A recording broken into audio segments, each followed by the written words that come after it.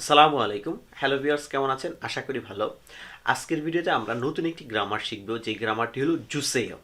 অর্থাৎ এই জুসেও গ্রামার দ্বারা কি বোঝায় বা এই জুসেও গ্রামারটি আমরা কখন, কোথায়, কোন অর্থে ব্যবহার করব, আজকের এই ভিডিওতে আমরা ইনশাল্লাহ বিস্তারিত আলোচনা করার চেষ্টা করব। এবং এই জুসেও গ্রামারের আরেকটি পার্ট রয়েছে, আ ও জুসেও। এই আ ও জুসেও নিয়ে ইনশাল্লাহ আমরা আগামী ভিডিওতে আলোচনা করব। তো কথা না বাড়িয়ে মূল ভিডিওটি শুরু করা যাক।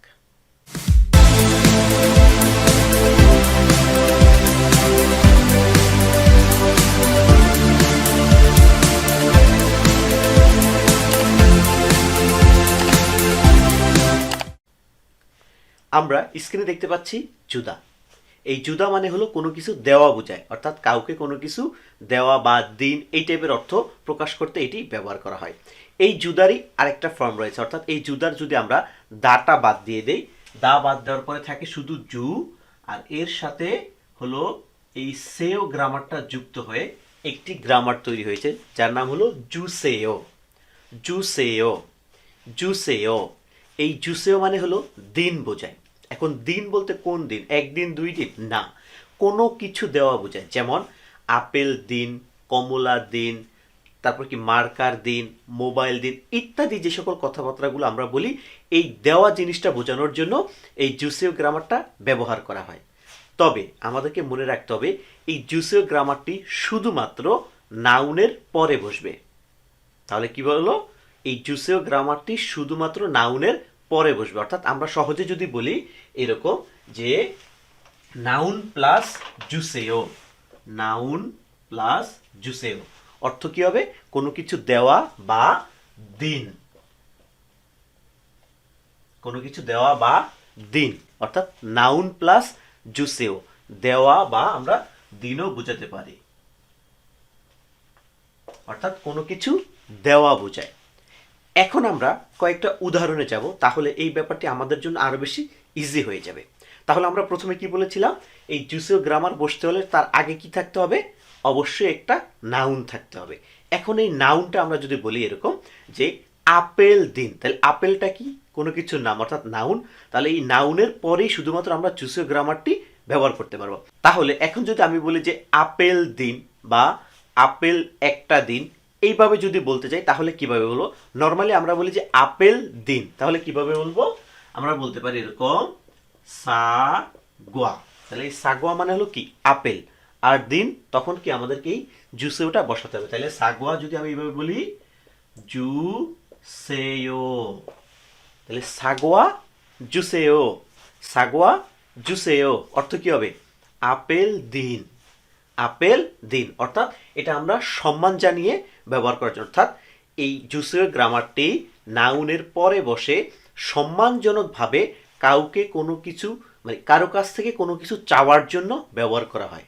আমি আবার বলছি, নাউনের পরে বসে এই জুসেও গ্রামার দ্বারা সম্মানজনকভাবে কারো কাছ থেকে কোনো কিছু চাওয়ার জন্য এই জুসেও গ্রামারটি ব্যবহার করা হয়। তাহলে কি বললাম? সাগোয়া জুসেও অর্থ কি? আপেল দিন। এখন আমি যদি বলি আপেল 5টা দিন, তাহলে কিভাবে বলবো?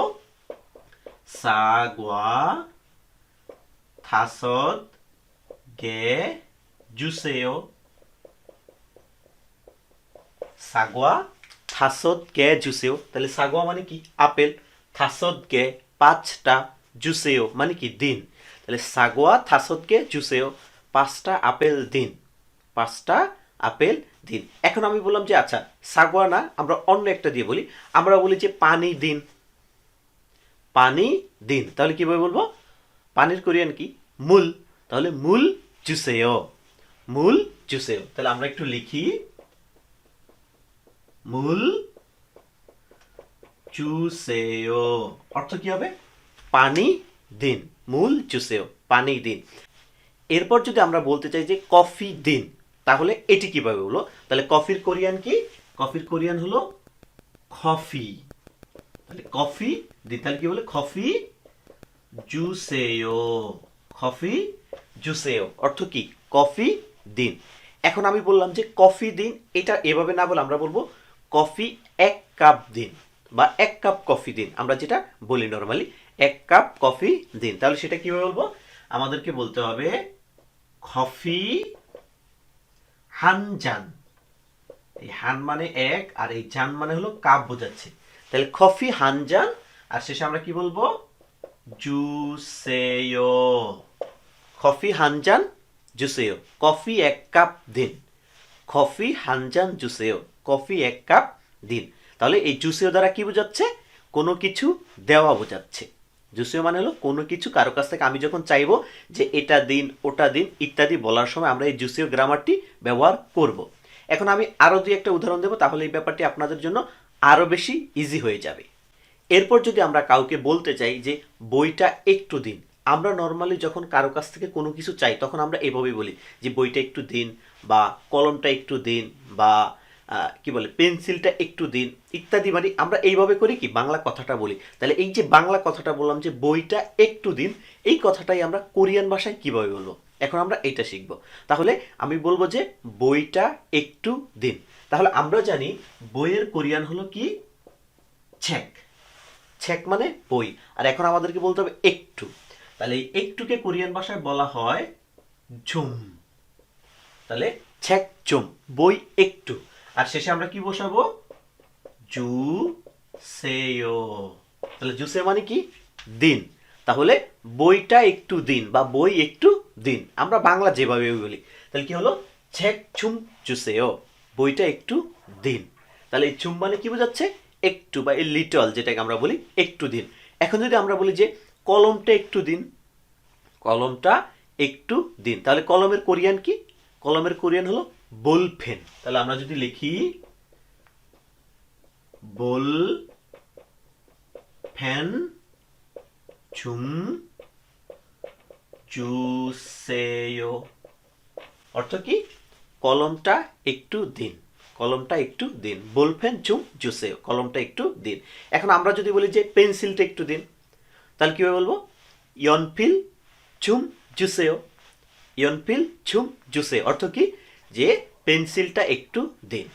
তাহলে আমরা কি বুঝতে পারলাম?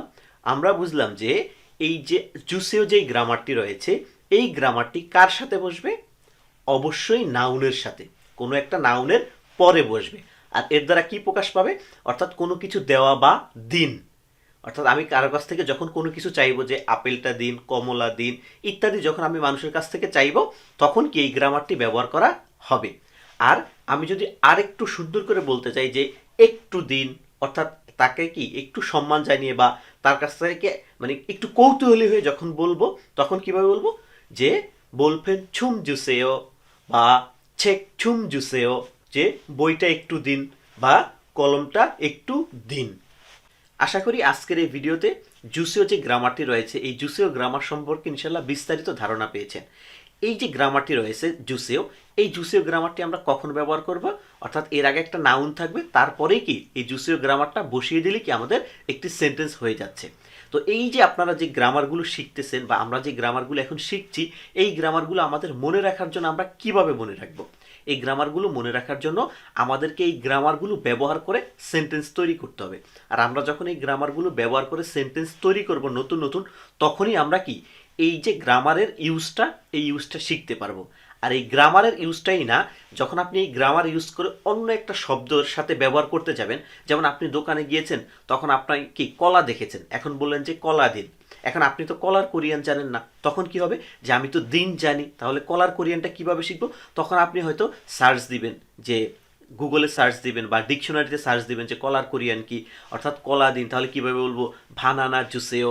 তারপরে আপনি যদি বলেন যে মনে করেন কোথাও একটা ফলের দোকানে গেছেন, তখন ওখানে ম্যাঙ্গো আছে, তার মানে কি মাঙ্গো, কোরিয়ান ভাষায় বলা হয় মাঙ্গো জুসেও। বা স্ট্রবেরি, যেটা স্ট্রবেরি কোরিয়ান হলো তালগি। বা আপনি যখন এরকম ওয়ার্ড আপনি জানেন না যে স্ট্রবেরি এটার কোরিয়ান কি, তখন আপনি কি করবেন? ইনস্ট্যান্ট যে সার্চ দিয়ে, ও স্ট্রবেরি কোরিয়ান কি, তাহলে দেখি আমি এই কোরিয়ানের ওয়ার্ডটা কি। যখন আপনি এরকম সার্চ দিয়ে দেখবেন তখন কি ওই ওয়ার্ডটা বেশি মনে থাকবে। আর যখন এই গ্রামারটাও ইউজ করবেন তখন একটা সেন্টেন্স হয়ে যাবে। আর এভাবেই কি মুখের জড়তা কাটবে এবং কোরিয়ান ভাষায় কথা বলাটা ইজি হয়ে যাবে।